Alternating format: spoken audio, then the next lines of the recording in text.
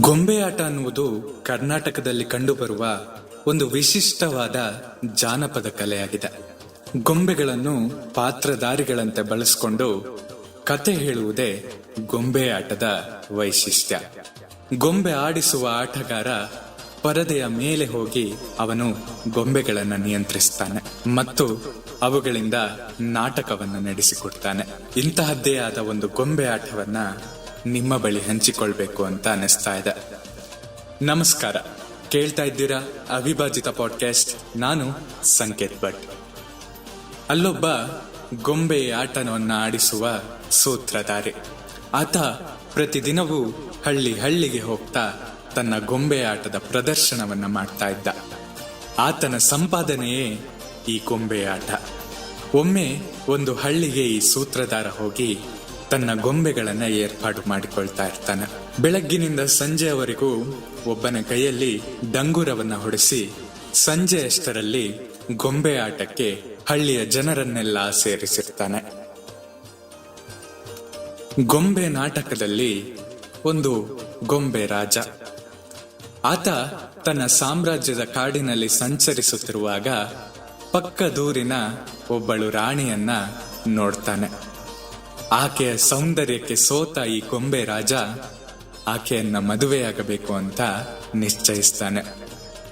ನಾಟಕದಲ್ಲಿ ಇನ್ನೊಂದು ಗೊಂಬೆ ರಾಣಿಯ ಪಾತ್ರವನ್ನ ಮಾಡ್ತಾ ಇರುತ್ತೆ. ಆ ರಾಣಿಯು ಕೂಡ ಈ ರಾಜನನ್ನ ನೋಡಿ ಮನಸೋರೆ ಹೋಗ್ತಾಳೆ. ಅವರಿಬ್ಬರ ಪ್ರೇಮ ಶುರುವಾಗತ್ತೆ.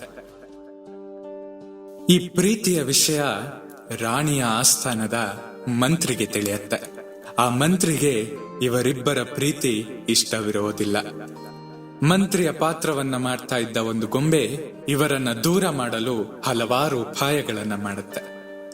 ಹೀಗೆ ಕತೆ ಮುಂದುವರಿತಾ ಹೋಗುತ್ತೆ. ಮಂತ್ರಿ ಕೊಡ್ತಾ ಇದ್ದ ಕಷ್ಟಗಳನ್ನ ಎದುರಿಸ್ತಾ ಇದ್ದ ಈ ರಾಜ ರಾಣಿಯರು ಕೊನೆಯಲ್ಲಿ ಒಂದಾಗ್ತಾರೆ. ಒಂದಾಗಿ ಎರಡು ಸಾಮ್ರಾಜ್ಯದ ಸಮೂಹದಲ್ಲಿ ಅವರಿಬ್ಬರ ಮದುವೆಯಾಗತ್ತೆ. ಮದುವೆಯಲ್ಲಿ ರಾಜಗೊಂಬೆ ಹಾಗೂ ರಾಣಿಗೊಂಬೆ ತುಂಬಾ ಲಕ್ಷಣವಾಗಿ ಕಾಣ್ತಾ ಇರ್ತಾರೆ.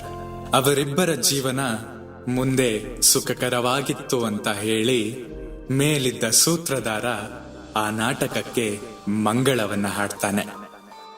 ನಾಟಕ ಮುಗಿತಾ ಇದ್ದಂತೆ ಹಳ್ಳಿಯ ಜನರೆಲ್ಲರೂ ತಮ್ಮ ತಮ್ಮ ಮನೆಗೆ ಹಿಂತಿರುಗಿ ಹೋಗ್ತಾ ಇರ್ತಾರೆ. ಸೂತ್ರಧಾರ ಕೆಳಗಿಳಿದು ಬಂದು ಗೊಂಬೆಗಳಿಗೆ ಹೇಳ್ತಾನೆ, ಎಲ್ಲಾ ಗೊಂಬೆಗಳೇ, ಇವತ್ತಿನ ಪ್ರದರ್ಶನ ಇಲ್ಲಿಗೆ ಮುಗಿಯಿತು. ಹೋಗಿ ನಿಮ್ಮ ನಿಮ್ಮ ಪೆಟ್ಟಿಗೆಗಳನ್ನ ಸೇರಿಕೊಳ್ಳಿ. ಆ ರಾಜಗೊಂಬೆ ಅಳುತ್ತಾ ಬಂದು ಸೂತ್ರಧಾರನ ಕಾಲನ್ನು ಹಿಡಿದುಕೊಂಡು ಹೇಳುತ್ತೆ, ಅಯ್ಯ ಒಡೆಯ, 10 ವರ್ಷಗಳಿಂದ ಇದೇ ನಾಟಕವನ್ನ ನಾನು ಮಾಡ್ತಾ ಬಂದಿದ್ದೇನೆ. ನೀನು ಒಮ್ಮೆಯಾದರೂ ನನ್ನ ರಾಣಿಯೊಂದಿಗೆ ಇರಲು ಬಿಡ್ತೀಯಾ? ಪ್ರತಿ ಸಲ ಪ್ರದರ್ಶನ ಮುಗಿತಾ ಇದ್ದಂತೆ ನಮ್ಮನ್ನ ಬೇರೆ ಬೇರೆ ಪೆಟ್ಟಿಗೆಗೆ ಹಾಕಿ ನಮ್ಮನ್ನ ದೂರ ಮಾಡ್ತಾ ಇದ್ದೀಯಾ? ಇವತ್ತು ಒಂದು ಬಾರಿ ಆದ್ರೂ ನಮ್ಮನ್ನ ಒಂದು ಮಾಡು ಒಡೆಯ ಅಂತ ಅಂದಾಗ ಆ ರಾಣಿಯು ಕೂಡ ಸೂತ್ರಧಾರನ ಕಾಲನ್ನ ಹಿಡಿದುಕೊಂಡು ಬೇಡುತ್ತೆ, ಹೌದು ಒಡೆಯ, 10 ವರ್ಷಗಳಿಂದ ನಾನು ಅನುಭವಿಸ್ತಾ ಇರುವ ಈ ವಿರಹ ವೇದನೆಯನ್ನ ನನಗೆ ತಡ್ಕೊಳ್ಳಲಾಗ್ತಾ ಇಲ್ಲ. ಇವತ್ತು ಒಮ್ಮೆಯಾದರೂ ಮಾಲೀಕ ನಮ್ಮನ್ನ ಒಟ್ಟಿಗಿರಲು ಬಿಡು ಅಂತ ಆ ಗೊಂಬೆ ರಾಣಿ ಕೇಳಿಕೊಳ್ಳುತ್ತೆ.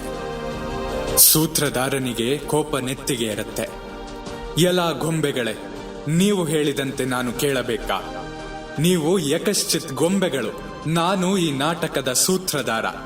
ನಾನು ಹೇಳಿದಂತೆ ನೀವು ಕೇಳಬೇಕು, ಆಡಿಸಿದಂತೆ ಆಡಬೇಕು. ನನ್ನ ಎದುರಿಗೆ ಮಾತಾಡುವಷ್ಟು ಕೊಬ್ಬೆ ನಿಮಗೆ ಅಂತ ಹೇಳಿ ಆ ಗೊಂಬೆಗಳ ಕೈಕಾಲುಗಳನ್ನು ಮುರಿದು ಪೆಟ್ಟಿಗೆಗೆ ಬಿಸಾಕ್ತಾನೆ. ಆ ಪೆಟ್ಟಿಗೆಯನ್ನ ಮುಚ್ಚಿ ಆತ ಇನ್ನೊಂದು ಊರಿಗೆ ಜೋರಾಗಿ ನಗಾಡುತ್ತಾ ಪಯಣವನ್ನ ಮುಂದುವರಿಸ್ತಾನೆ. ಈ ನಿರ್ಜೀವ ಗೊಂಬೆಗಳು ನಾವು ಆಗಿರಬಹುದಲ್ವೇ? ಓಡ್ತಾ ಇರುವ ಈ ಜಗತ್ತಿನಲ್ಲಿ ಕಾಣದ ಕೈಗಳನ್ನ ಮೀರಿ ನಾವು ಹೆಜ್ಜೆ ಹಾಕ್ತಾ ಇದ್ದೇವೆ. ಬಯಸಿದಂತೆ ಬಾಳದೆ, ನಮ್ಮವರೊಂದಿಗೆ ನಾವು ಸೇರದೆ, ಯಾವುದೋ ಕಾಣದ ಕೈಗಳಿಗೆ ನಿರ್ಜೀವ ಗೊಂಬೆಗಳಂತೆ ಬಾಳ್ತಾ ಇದ್ದೇವೆ. ಜೀವವಿರುವ ಮನುಷ್ಯರು ನಾವು. ನಿರ್ಜೀವ ಗೊಂಬೆಗಳಂತೆ ಅಸಹಾಯಕ ಬಾಳನ್ನು ಬಾಳದೆ ಸುಂದರವಾಗಿ ಬದುಕೋಣ. ಬದುಕಿ ಬದುಕಲು ಬಿಡಿ. ನಿಮ್ಮ ಪ್ರೀತಿ ಹಾಗೂ ಪ್ರೋತ್ಸಾಹ ಸದಾ ಹೀಗೆ ನನ್ನ ಮೇಲೆ ಇರಲಿ. ನಿಮ್ಮ ಅನಿಸಿಕೆಗಳನ್ನ ನನ್ನ ಬಳಿ ಹಂಚಿಕೊಳ್ಳಿ. ಸದಾ ಕೇಳ್ತಾ ಇರಿ ಅವಿಭಾಜಿತ ಪಾಡ್ಕಾಸ್ಟ್. ನಾನು ಸಂಕೇತ್ ಭಟ್. ಧನ್ಯವಾದಗಳು.